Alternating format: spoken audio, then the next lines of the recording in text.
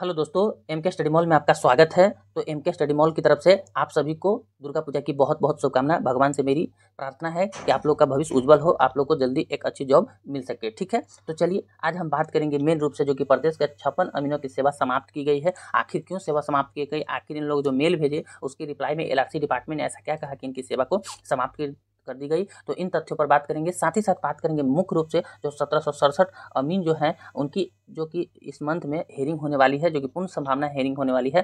तो LPA case की तो क्या अप टू डेट है उसके बारे में भी बात करेंगे। तो चलिए, बात करने से पहले आपसे रिक्वेस्ट है कि अगर आप मेरे चैनल पर नए हैं तो जरूर इसे सब्सक्राइब कर दीजिए, हो सके तो इस वीडियो को अपने दोस्तों में शेयर करने का प्रयास कीजिएगा। ठीक है, तो चलिए सबसे पहले बात कर लेते हैं कॉन्ट्रैक्ट बेसिस बहाली जो कि 56 अमीनों की सेवा समाप्त कर दी गई उसके बारे में। जैसा कि आप लोग को पता होगा कि 2019 में एलआरसी डिपार्टमेंट ने जो कि बहाली निकाली थी संविदा आधारित, जो कि विशेष सर्वेक्षण काम से संबंधित था। चूंकि उसका जो क्राइटेरिया तय की गई थी 22 तक, लेकिन अब बढ़ा के उसको 24 कर दिया गया, जो कि 20 जिला में पहले से चल रहा था विशेष सर्वेक्षण का काम, और 18 जो बची हुई जिला था उसको इस साल शुरू की गई है। और मान के चला जा रहा है कि 24 तक यह काम कंप्लीट हो जाएगी। तब तक इन लोगों के लिए मतलब इनकी ज्वाइनिंग कराई गई थी संविदा आधारित। तो समस्या कहाँ पर आया, उन तथ्यों को हम यहाँ पर देख लेते हैं कि आखिर जो वही अमीन जो कि परमानेंट के लिए परेशान थे, आखिर उनकी टेम्पोररी जॉब को ही खत्म कर दी गई। तो इस तथ्य पर हम यहाँ पर मेन रूप से देखेंगे। तो चलिए पहले देख लेते हैं कि आखिर पेपर में क्या दिया गया है। ठीक है, तो राजस्व एवं भूमि सुधार विभाग के गलत प्रमाण पत्र देकर बहाल 56 अमीनों की सेवा समाप्त कर दी गई है। इस संबंध में राजस्व एवं भूमि विभाग ने पत्र जारी किया है। इसमें मधुबनी के 5, गोपालगंज के 1, समस्तीपुर के 4, दरभंगा के 11, पूर्वी चंपारण के 1, बेगूसराय के 4, मुजफ्फरपुर के 3, पटना के 3, सारण के 7, सिवान और वैशाली से 2 समेत अन्य जिलों के अमीन शामिल है।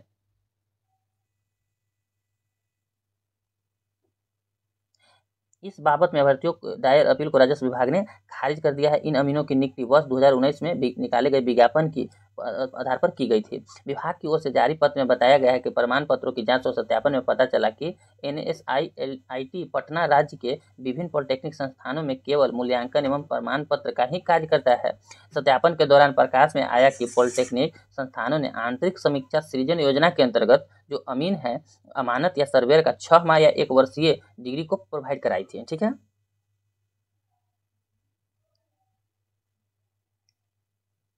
कोर्स को अनौपचारिक पाठ्यक्रम के अंतर्गत सर्टिफिकेट निर्गत कराया था। जैसे कि हम आपको बताएं कि चूंकि एक मतलब एनजीओ के तहत या बोल सकते हैं या कोर्स के तहत, ठीक है, आपको अनौपचारिक सर्टिफिकेट दी थी जो कि पॉलिटेक्निक कॉलेज है वह इसके तहत यहाँ पर जो बताया गया है विभिन्न, इसके तहत आपको डिग्री दिया गया था। देखिए यहाँ पर लिखा हुआ है कि किसके अंतर्गत यह डिग्री दिया गया था। तो दिया गया था आंतरिक संसाधन सृजन योजना के अंतर्गत जो ये डिग्री मिली थी इन लोगों को 6 महीना और साल भर का अमानत की, वह जो था आंतरिक संसाधन सृजन योजना के अंतर्गत अमानत या सर्वेयर 6 महीना या 1 साल की डिग्री दी गई थी, जो कि आपके इस जॉब के लिए वैलिड नहीं माना गया, ऐसा आयोग का कहना है। ठीक है, देख लेते हैं।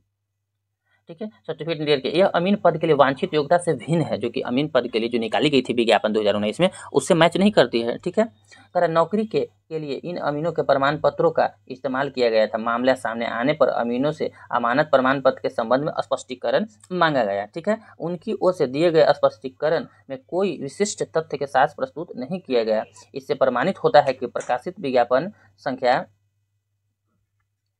योग्यता के अनुरूप नहीं है। ठीक है, उक्त अभ्यर्थियों का प्रमाण पत्र, ठीक है, SIT एवं SCVT से मान्यता प्राप्त नहीं है। तो चूंकि यहाँ पर आयोग क्या कह रही है कि आप साल भर का ही डिग्री चाहे 2 साल का जो डिग्री है, लेकिन आपको होना क्या चाहिए, तो NCVT और SIVT से आपको मान्यता प्राप्त होनी चाहिए, तभी आप इसके लिए एलिजिबल है, नहीं तो नहीं है। तो अर्थात इस तथ्य पर आपकी जो है जो आप अमीन की जॉब है उसको आपको टर्मिनेट या समाप्त की जाती है, आपकी सेवा समाप्त की जाती है, क्योंकि आपने गलत तरीके से अर्थात गलत डिग्री का प्रयोग करके इस जॉब को लिया है। ये LRC डिपार्टमेंट कह रही है। ठीक है, जो कि आपके पेपर के माध्यम से देख रहे हैं।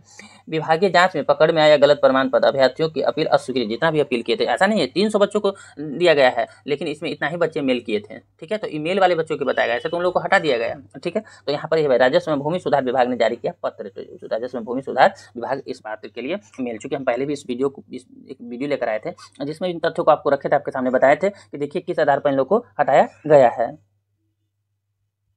तो आपके सामने यह तथ्य दिख रहा है कि आखिर उन्होंने किस माध्यम से कैसे लिए थे जॉब। तो आपके सामने पूरा तथ्य को यहाँ पर दिखा दिया गया है। LRC डिपार्टमेंट इस बात को मानने को तैयार नहीं है।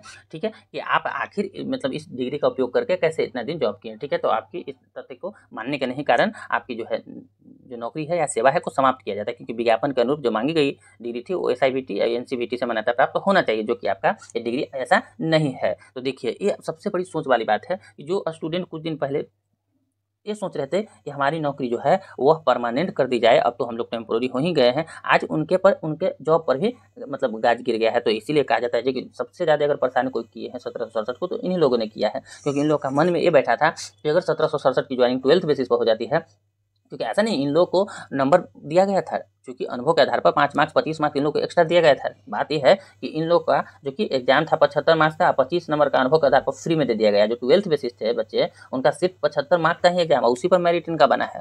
सोच लीजिए 100 का वैल्यू मानकर इनको 75 नंबर का ही 12th वाले बच्चे का लिया गया है, ठीक है। और इनका जो है वो 25 मार्क्स एक्स्ट्रा में दिया गया, 5 साल के एक अनुभव के अनुसार 1 साल का 5 मार्क्स दिया गया था, 5 साल का 25 मार्क्स, ठीक है। तो देखिए फिर भी इन लोग इस क्राइटेरिया को पार नहीं कर पाए। या जो समस्या होगा, ऐसा नहीं है, कुछ कुछ बंधु हैं जो अमीन वाले जो इसमें भी पास किए हैं, जो कि अमीन वाले में, ठीक है, परमानेंट वाले में, और बहुत से हैं जो फेल हो गए, अर्थात वो लोग पास नहीं कर पाए इस क्राइटेरिया को। तो पास नहीं करने के कारण वो मेरिट लिस्ट में नहीं आए, तो रैंक उनकी बहुत ज़्यादा चली गई, ठीक है। तो इसके कारण क्या किए कि 1767 का सबसे ज़्यादा अगर विरोध किए चाहे केस करने का, तो यही जो है टेम्पोररी जो अमीन जिनकी अभी सेवा समाप्त कर दी गई, इन्होंने सबसे ज़्यादा जो केस करने का जो हो समस्या इन्होंने किया। तो देखिए कहा जाता है ना कि जिनके घर खुद शीशे के बने होते हैं वो दूसरे के घर पर ढेला नहीं मारा करते हैं, पत्थर नहीं मारा करते हैं, क्योंकि आप खुद को सोच लीजिए कि अपने को देख लीजिए, जब आप खुद टेम्पोररी जी रहे हैं, आपकी कोई गारंटी नहीं, तो दूसरे को परमानेंट जॉब को हिलाने के चक्कर में खुद कहीं नहीं चले गए और ऐसी समस्या आ गई, ठीक है। इसलिए ये बात ध्यान में रखिए कि जो दूसरे के लिए कुआं खोदता है आखिरकार वो खुद ही कुआं में चला जाता है।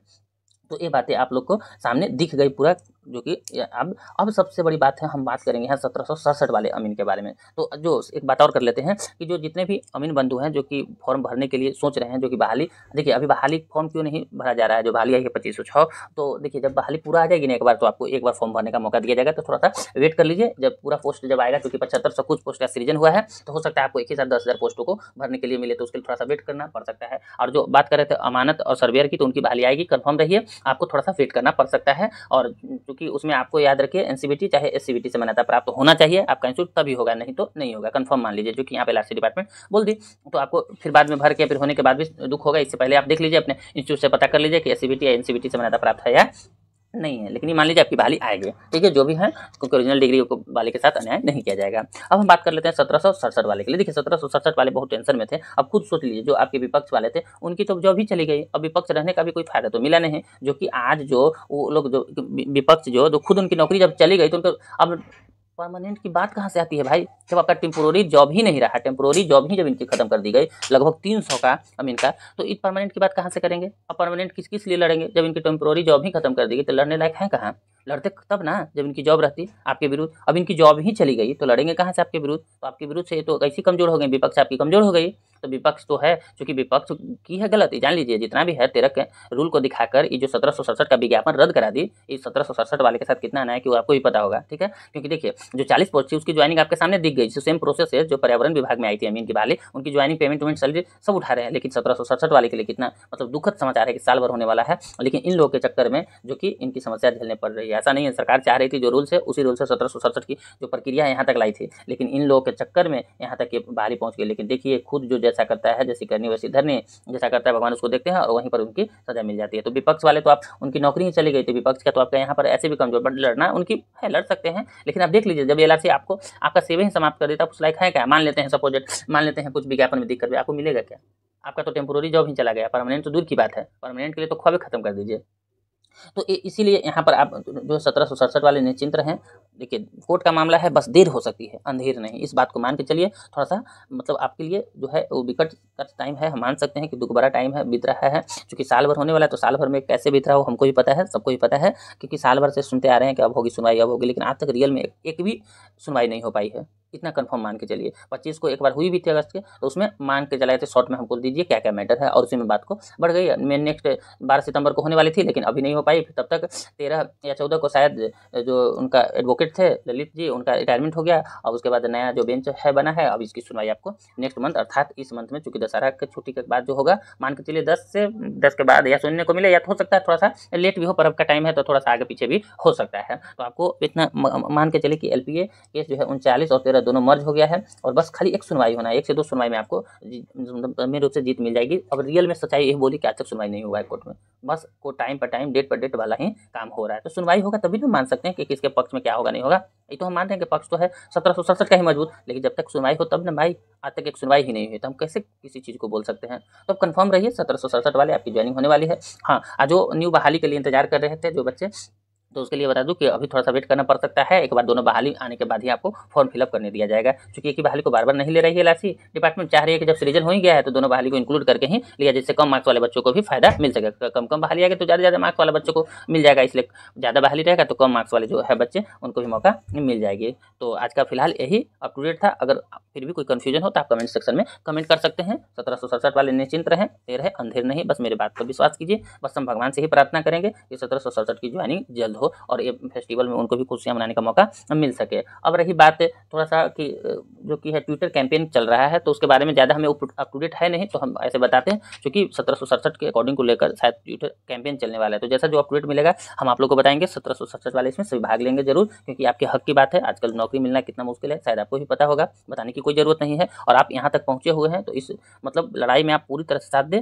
और आपकी जो है ज्वाइनिंग जल्द मिलेगी। बस भगवान से यही प्रार्थना है कि बस सबको इस साल अर्थात लास्ट होते होते आप लोग की ज्वाइनिंग हो जानी चाहिए। तो चलिए मिलते हैं अगले वीडियो में। मेरी वीडियो देखने के लिए आपको बहुत बहुत धन्यवाद। बस आपसे रिक्वेस्ट है जितना ज़्यादा अपने दोस्तों को जोड़ने का प्रयास कीजिए इस चैनल से।